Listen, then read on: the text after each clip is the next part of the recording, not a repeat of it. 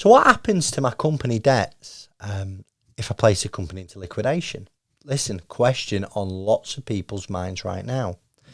Listen, the first thing that you need to remember as a director is when you set up a limited company, you've got limited liability. So there's the company and there's the director. It's the company that owes the money in most cases and not the director. So if you go into liquidation, into voluntary liquidation or compulsory liquidation, then the debts die with the company. They're essentially written off.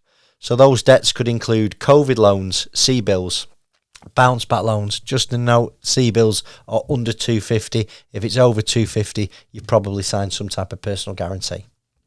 But bounce back loans, HMRC arrears, certain supplier debts, energy debts, business rates, they all get written off in a liquidation scenario. Now, what happens is when you go into liquidation, an insolvency practitioner, they're duty bound to disperse of assets if there are any.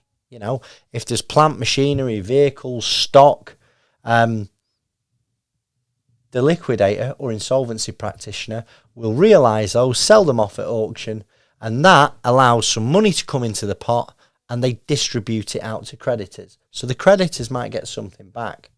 What an insolvency practitioner will also do is they'll look for any wrongdoing on the director. They'll look to see if you've spent money inappropriately. They're looking at bounce back loan fraud. They're looking at things like misfeasance, preference payments. I've done videos on the channel if you want to dig a little bit deeper into things like misfeasance, preference payments. They're also going to look for overdrawn loan accounts.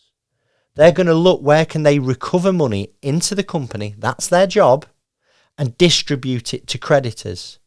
So let's say that they make a recovery from you for an overdrawn loan account and you've got a 30 grand overdrawn loan account and you agree to pay £10,000 back. Well, that £10,000 back comes into the insolvency practitioner and it's available then to distribute out to creditors. Now, that's what happens to company debts. Sometimes the creditors get a little bit of money. Sometimes they don't get anything at all.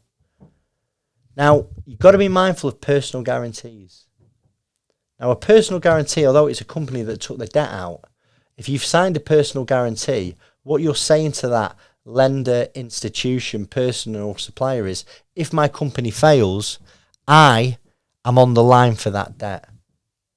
So if you go into liquidation, that lender, institution, person or supplier will serve notice on you and they'll demand that money back.